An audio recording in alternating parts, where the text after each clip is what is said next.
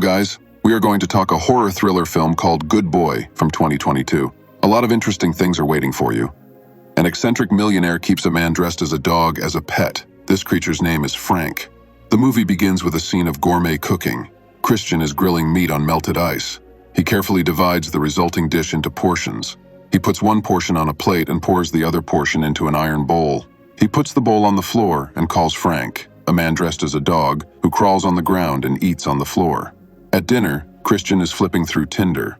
When he spots Sigrid, the man gives her a super like, immediately indicating serious intentions and financial solvency. Later, the man washes Frank, who has taken off his suit. He brushes his teeth. Lying in bed, Christian says it's time to go to bed, and the dog obediently moves to the floor. But before falling asleep, the man writes a message to a girl he likes. In the morning, Christian has breakfast and feeds Frank dog food while talking to Sigrid. While doing morning exercises, the guy does not forget to write messages from time to time. As a result, the girl suggests meeting up. Christian carefully dresses up in a smart suit and goes on a date, not forgetting to ask Frank's opinion about how he looks. Frank arrives at the date. There he starts to get nervous and drinks beer. He doesn't believe the girl will show up. After finishing his drink, he's about to leave, but Sigrid finally appears. She is a short girl in sweatpants. After ordering another beer, she talks to the guy, occasionally being distracted by her phone. It turns out that she is studying psychology at a private school. The two of them chat, and the evening slowly falls. Christian offers to go to his house. Agreeing, Sigrid is amazed at the huge house and its rich decoration. Christian offers to drink wine, telling her that he lives alone. There is only a dog in the house. Frank cautiously peeps at them, but keeps to himself from another room.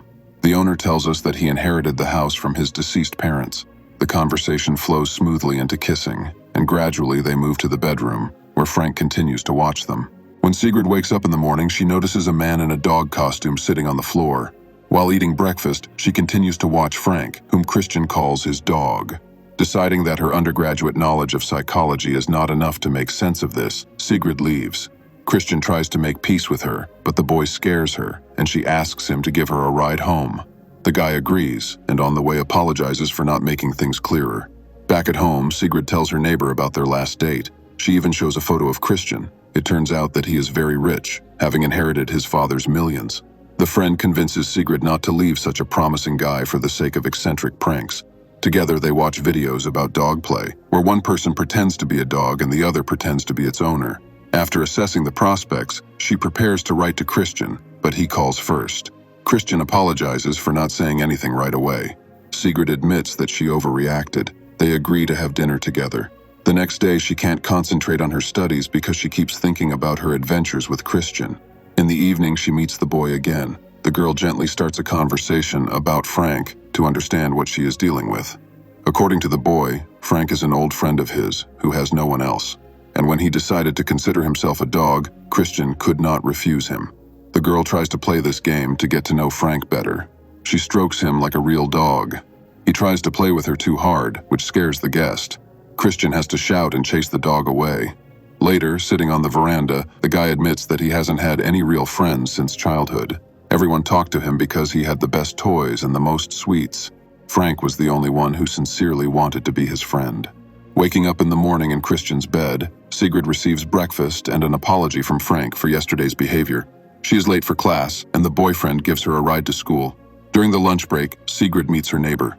When she learns that her friend has found a rich boyfriend, she immediately gives her advice. Back at Christian's house, Sigrid tries to pretend that she is not so simple and needs to go home, but she succumbs to the millionaire's beauty and spends the night with him again. Lying in bed, she offers to help Frank with normal socialization, for example, to find him a girlfriend. In response, Christian suggests that they go to a country house together for the weekend to take a break from the city and get some fresh air. The girl gladly agrees, and the three of them cross the threshold of a house somewhere in a distant forest. Christian decides that now is the time to tell her that there is only one bedroom in the house, so the dog will sleep with them. The girl agrees, but it's just a joke. During lunch, the girl periodically looks at her phone, and the owner does not like it too much. Christian suggests having a good vacation and hiding cell phones for a few days. The guest does not really want to do this, but still agrees and gives her phone. The guy takes the box inside the house without telling the girl where he is going. In the evening, she plays with Frank while Christian drinks wine on the couch. The girl's attention eventually turns to the boy. Her soul demands love from her body. To satisfy the guest's demands, Christian goes to get a second bottle of wine. At this point, Frank pulls off the dog mask from his face and warns Sigrid that Christian is dangerous and she needs to run away. Suddenly, the boyfriend comes in, and the girl loses all romantic mood because she is afraid of the boy. The girl says she is tired and wants to sleep. When she wakes up in the morning, the first thing she does is go to the first floor, but the front door is locked. Sigrid searches for the key in the pockets of her jackets hanging nearby, but then Christian appears. He is curious about what she is doing. The girl says she wanted to get some fresh air, but the door is locked. The guy accompanies her outside and admits that he always locks the door at night. Sigrid asks him to give her a second set of house keys so that she doesn't have to wake him up every morning, but Christian has only one set. The girl starts to feel sick from the stress. She doesn't eat anything at breakfast. Sigrid asks the boy to give her the phone back to call her mother because she is supposedly sick. Christian agrees and brings the phone back, but does not leave. Sigrid has to dial her mother's number to talk on the speakerphone, and she says that she is fine. After the conversation, the boy accuses her of being addicted to the phone, and he carries the phone back to the hiding place. Sigrid offers to take Frank for a walk while Christian figures out what they will do in the afternoon. During the walk, she asks the dog about what's going on, but Frank is afraid that his owner is listening. Still, he tells her that Christian is a psychopath. It is not so easy to escape from him. He goes through with his plan and wants to attack Christian when he is sleeping. The girl refuses, but when she returns to the house, she seizes the moment and hides a kitchen knife under her pillow. She is almost caught by Christian. He wants to change the linen on the bed, but fearing that he will find the knife, she decides to take over. The guy is not too happy with this idea, but gives in to the girl's persuasion. Sigrid is taking a shower when Christian knocks on the door and says they have something to discuss. He waits for her in the bedroom, where he asks her with a serious and dissatisfied face what is wrong with the bed. The girl denies everything to the last, and Christian says that the linen is not neat enough, but he's just joking, although Sigrid is not laughing at all. Suddenly, the boy wants to do some physical exercises with the girl. He starts kissing the girl, but she is not in the mood for it. She pushes Christian away, and he falls down. The boy gets up silently and goes to the kitchen for dinner. They eat in silence, and Sigrid suddenly feels sleepy. She wants to go up to the bedroom, but her legs give out and she almost falls unconscious. Christian manages to catch her. Waking up before dawn, the girl puts her hand under her pillow, but there is no hidden knife. Christian wakes up next to her and orders her to follow him. He wants to show her something. The boy behaves distantly. He asks Sigrid if she knows why they came to this secluded house. Then Christian turns on the recording of the conversation in which Frank convinces the girl to attack him at night.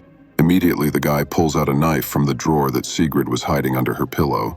Christian tells the frightened girl that he is very disappointed.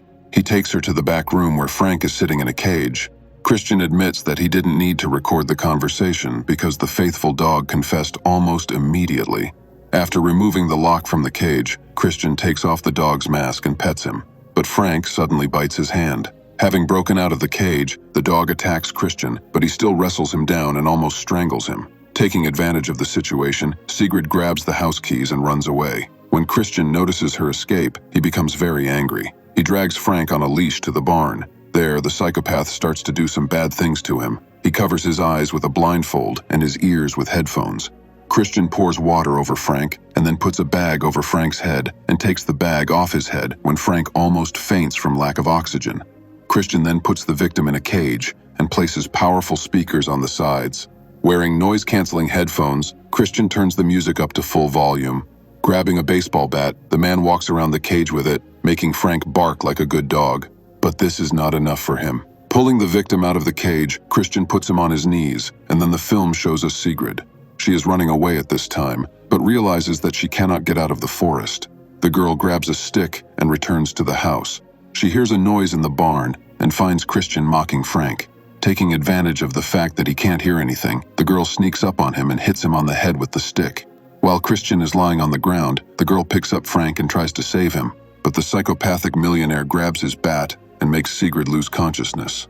When Sigrid falls unconscious, Christian sinks to the floor next to her and begins to sob aloud. In the next scene, Christian is preparing breakfast again. He pours food into a bowl and goes down to the cage. He unlocks the cage and puts the bowl inside. Waiting for the command, Frank starts to eat. Christian goes to the barn with another bowl. There, the captive Sigrid is sitting on a leash in a dog costume. The girl shows her loyalty and obedience with all her appearance. Christian says that he will soon allow her to sleep in the house, and then he returns to the kitchen.